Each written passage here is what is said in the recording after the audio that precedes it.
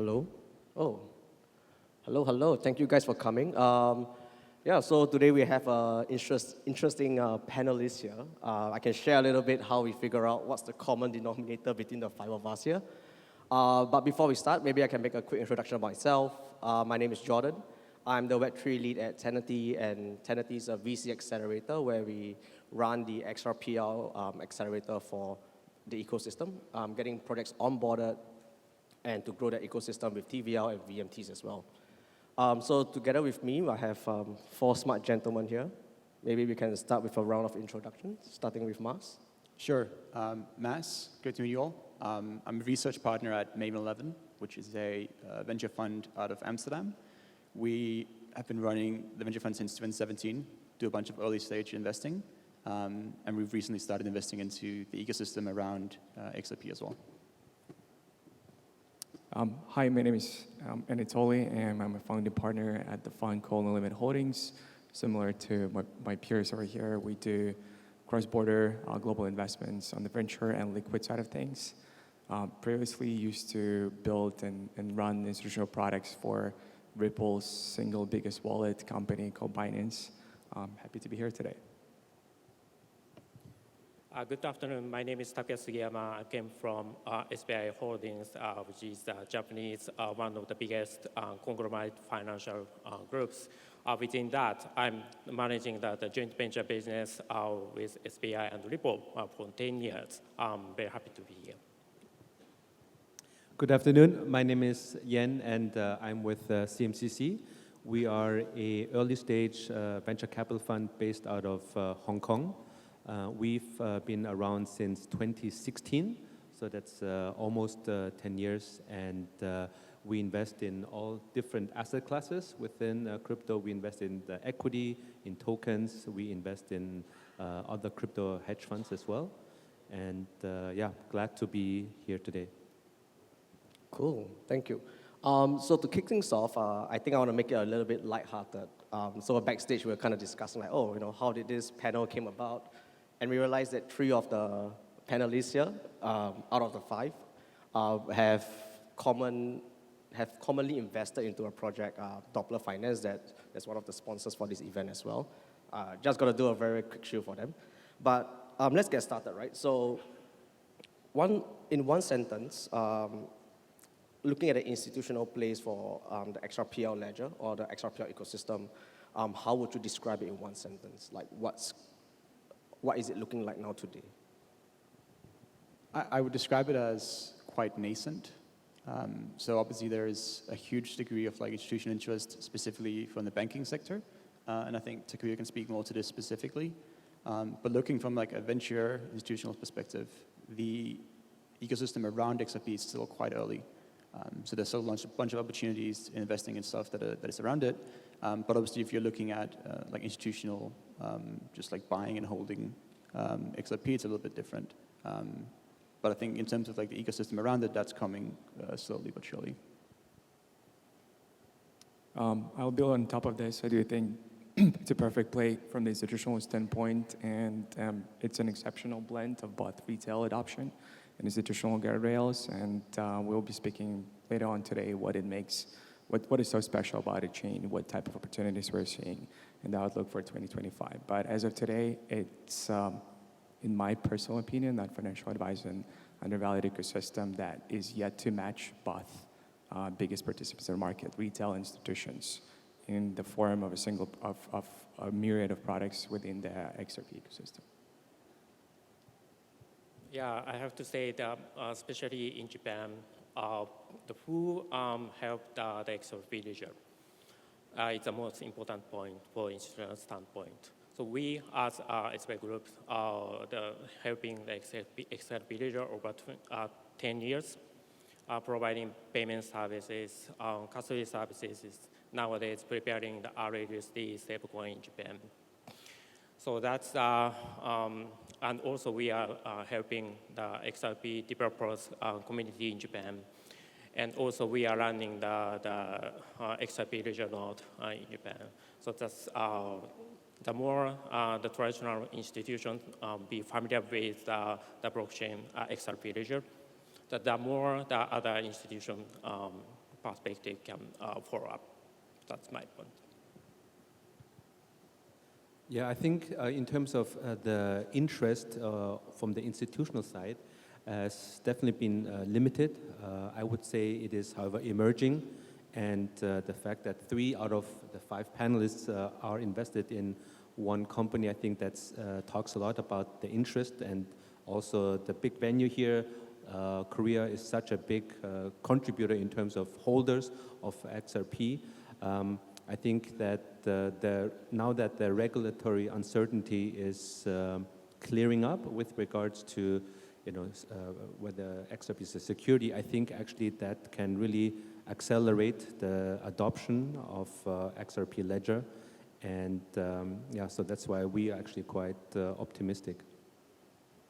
Cool. So to just build on that point, right, with the 3 of us here that invested into an XRP project, what was that turning point that the fund had that went from I'm watching now to like, okay, I'm going to start deploying? So obviously with XRP being the 3rd biggest crypto asset, I think we've always been looking, but it's not the same as with an ETH where you have smart contracts, which have created quite an economy around it. And BTC is BTC, right? I think a lot of institutions have a mandate to hold it, and many might take profits into it. I think when we really started to look at XRP and its ecosystem in general was with the new EVM sidechain, which means that you're going to get a lot more applications built around XRP. And as an early stage fund, we obviously prefer to invest in founders that are building something from the very beginning and then help them throughout that life cycle. And we just didn't see a lot. That's the easy answer. And we see a lot more now, obviously starting with Doppler, but there's a bunch more stuff coming. How about Yen? Do you guys deploy in Doppler as well? Or? Yeah, so we deployed in Doppler, and the thesis is that the XRP ecosystem is a very rich ecosystem. The Doppler team is from Korea. The Korean ecosystem is very, very strong.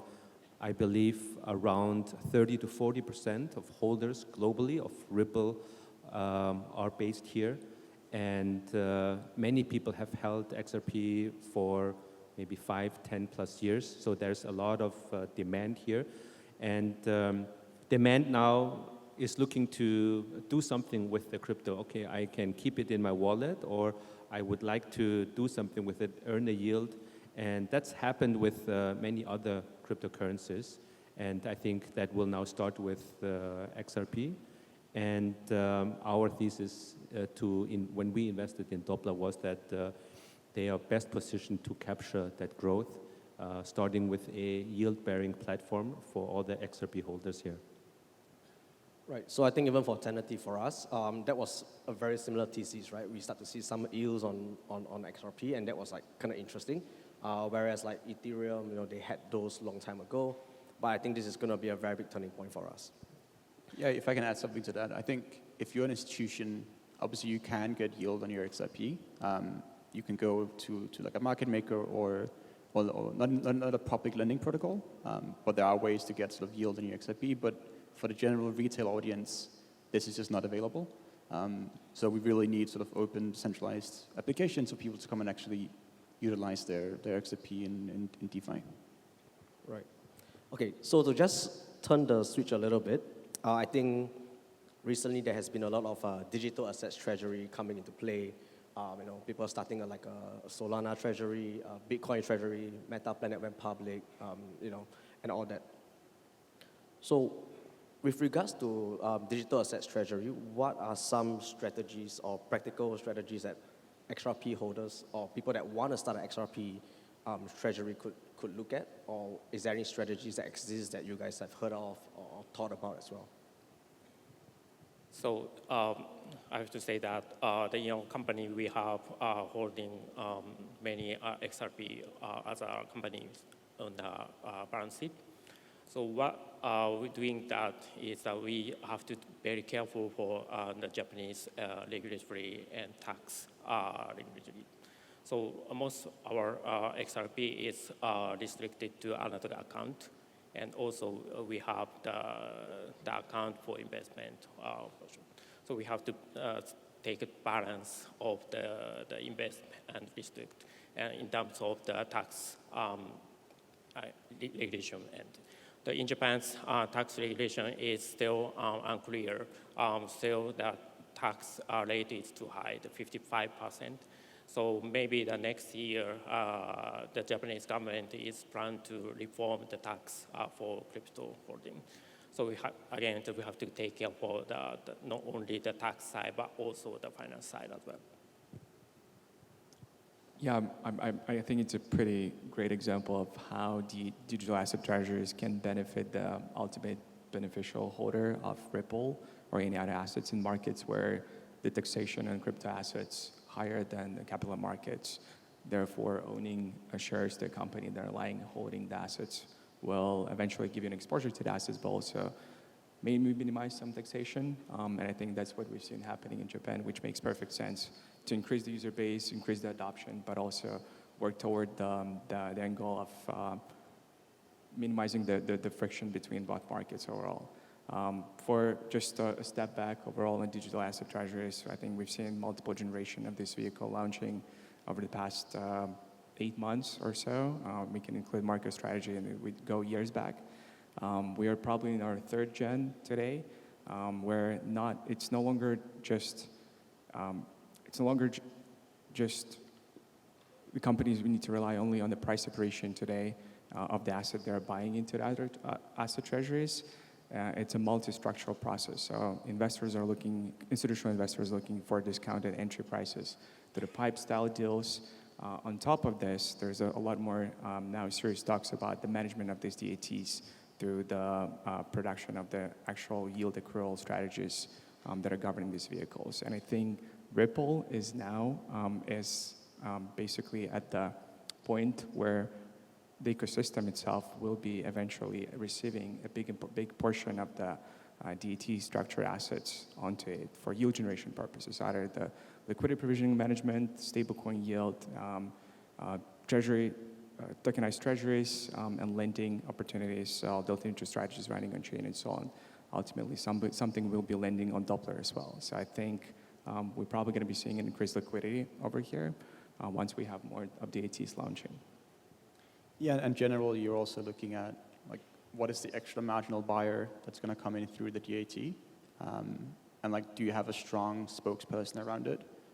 So obviously, master strategy with Michael Saylor was obviously a good example, but it just goes to be a narrative, for example. And I think XRP is quite well positioned in terms of watching payments as a narrative get quite hot. And we haven't had a lot of sort of publicly traded companies where you can get exposure to that. We had Circle to some extent with stablecoins, but I think it's quite clear that there is demand from institutions, especially in the stablecoin payment sector. And I think XRP fits into that payment area quite well. Right. Okay, so I'm just going to play devil's advocate right now, right? So this panel is about institutionals leveraging on the XRPL ecosystem. So if institutions avoid XRPL or avoid using XRPL as a technology, what do you think will happen in the next 2 years or maybe in the next 1 year? This is just hypothetically? You're saying what would happen if XRPL did not get adoption? Yeah, so if institutions decide, you know what, we're not going to go with XRPL, we're going to go with something else. Yeah, I think if you look at large institutions in, let's say, the US, for example, if they want to get exposure to crypto assets, generally they'll go for Bitcoin. I think if they're a little bit more exotic, they'll go for Ethereum. So I guess the question is, how do you get these institutions to then go down the risk curve, so to speak, and start holding XRP as an asset? I think if it becomes more productive in terms of the way it's used, I can see some people wanting that, or as I said before, with the payments exposure. But really, you're trying to compete with institution maybe only wanting to hold one crypto asset, and they'll probably just go for Bitcoin. But I'm sure Takuya has more color on this. Yeah, actually, I heard from the many of our clients, mostly financial institutes in Japan. First of all, the XRP ledger is public chain. So they hate the public chain at first, but we are trying to convince them to how to use the XRP ledger, because that we already used XRP ledger for 10 years, and also we are now developing the new product on XRP ledger as well. So it's important to them educate how to use the blockchain and the new technology for their purpose. It's my point.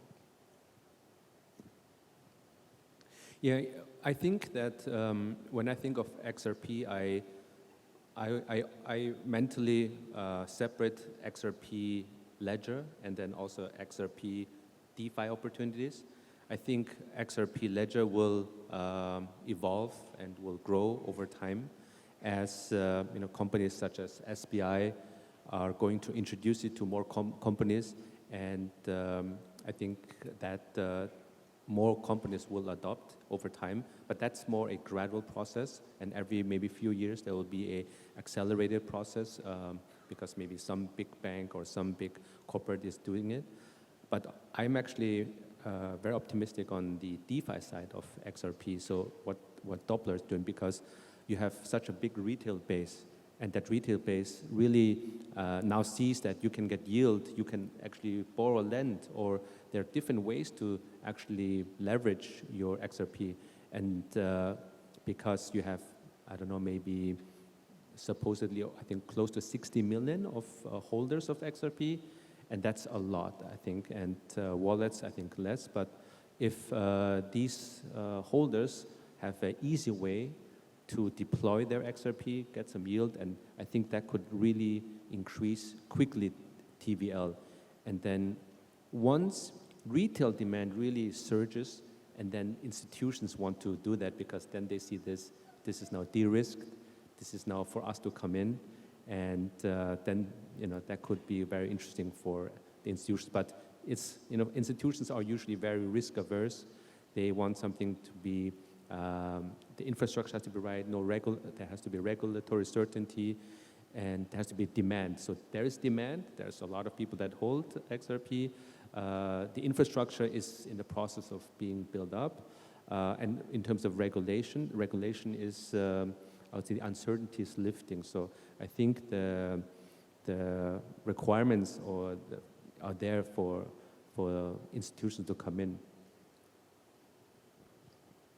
Okay, so I have last two questions, really quick one, lightning round, right? So if today you are a member of the XRPL community, what do you think we should start doing or we should stop doing so that we can attract more people joining the community, leveraging on the different DeFi protocols like Doppler, for example, coming on board, and what other ways that we can attract more projects to build on XRPL as well? I think there are two different approaches here. One for institutional investor to become a participant of the overall ecosystem, getting exposure into Ripple overall, and two from the retail investor, which I think this type of opportunity event today helps to broaden knowledge about the ecosystem, hopefully meet the right type of context, learn about how to actively use it. So I'll speak about institutions. I think most important thing is to start with understanding the scope of, most important to start talking to the industry peers. I think what we've seen most validation comes from once you're seeing some of your peers in the group already having exposure to the asset class. Then go through the stack of infrastructure providers, starting from the custodians, exchanges, market makers. Typically, all of them have already established playbooks of how to get on board a corporate company onto the rails of an asset like XRP. Three, I think, understand the depth of the liquidity profile of the asset compared to the own balance sheet. What is the risk profile you're willing to take in the next 3 to 5 years, weathering all the volatility of the crypto asset to begin with, outside of just XRP, and benchmarking against the overall liquidity profile of XRP across the liquidity provisioning desks. I think this would be the entry points, but happy to hear the underlying assets of SBI as well as you guys. Yeah, actually what we are doing now in SBI Group Holdings is that we have started our businesses from security company and asset management company, the bank. Those are the customer base. Those companies are big customer bases and lots of type of financial products. What I'm doing now is to promote them to why don't you go the blockchain technology for their business efficiency, right? So sometimes we are using trying to use the XRP fund to do some a small project. So after that, we will figure out this type of risk asset managed type of financial service will suit the XRP or not. So by doing that, we will educate the other group entities who may use the XRP ledger technology. Yeah, I guess to get some color from you also on the venture side, but from the venture side, from my perspective, I think if we're holding assets on our liquid book, we generally like to focus on sort of productive assets. I think historically, like gaining yield in XRP has been quite difficult. So I think building out a more sort of exotic derivative space around XRP to either get yield or utilize it in ways in DeFi, I think is something that's quite important. And then I also just think if you're trying to target institutions, I do think like brand is obviously extremely important. But branding to retail and branding to institution is something completely different. And I do think there is some possibilities that with the DATs, for example, the DATs, that they can get some more institutional exposure. And for the VC funds that are more crypto-native people, I do think a lot of this usage is going to come through DeFi specifically. Right. All right, so just the last question, right? So, I mean, this event is great. We see so much turnout. There might be some people here who are from institutions, they are like executive level. If they want to get started, like what's the first 3 steps or the next 3 steps that they can do to get into the Web3 space, get into the blockchain space? What's your word of advice for them, like for the next 3 steps? For people looking to get into the industry, or? Yeah. So like institutional execs who are here, they might be here, they might be thinking, okay, might be something interesting. What are the next 3 steps I can do? Yeah, and the first step is buying some crypto. That's step number 1. I'd say step number 2 is talk to people. I think generally what is great about sort of Web3 and crypto in general, that people are from various different backgrounds, but we all have a love for one specific thing, which is crypto. And I think if you just find common-minded people and start talking to them, you'll grow your knowledge base. And then I think this is kind of underrated, and just as someone who does a lot of writing, specifically research papers, I think reading. There's a bunch of great content on the internet that is quite easy to understand. Obviously, it goes up in levels of complexity, but I would start reading more, for sure. Cool. I think I partially answered with my previous answer. Sorry, a little bit of a hearing problem. But yeah, I do think this conference provides pretty good access to a lot of institutional investors who have XRP on their balance sheet. I think the collection of the intel and underwriting processes of how people collectively think about assets should help you to mentally get processed and get on board with the asset class. The more practical steps would involve actually getting accounts set up on institutional level, which involves, again, regulated custodians, exchanges, market maker desks for potential treasury management of the assets you bring on board. Maybe my perspective is a little bit different, but the first one is to choose the right person to do with. And second part is who is our customer. And third part is what is the suitable product or service for the ecosystem. Yeah, for me, I would say, again, 2 parts. One is, like what Mas said, everyone who hasn't bought, and I think this is maybe in this audience, maybe a small part, but start buying. And I think when you start buying, investing, and hopefully reading up, then you will realize actually the power of DeFi, for example, of decentralized finance or digital assets, that you have the power to buy and trade, and you don't need to go through intermediary institutions. And if you do it well, it is a path to financial freedom. For the institutional side, I would say there's often a bit of a conflict in the sense that some of these blockchain companies or crypto companies are looking to compete with these exact financial institutions that some of these execs work for. But the way I also see it is that's going to be not a fast process, and the institutions that are adopting blockchain technology, for example, using XRP Ledger, and if they have the buy-in to implement specific use cases for the back office or for certain other things, or engagement or membership, I think that actually is a way to seed future revenue potential for the company in a big way, not just about cascading, because I think when institutions talk about using blockchain for cascading, that is going to be a very long discussion that often hasn't led to concrete results. But I think if you look at engaging the new generation, young people that actually have an interest to buy and trade with digital assets, if you can find products for your company, for the institution, I think that actually is very worthwhile. Cool.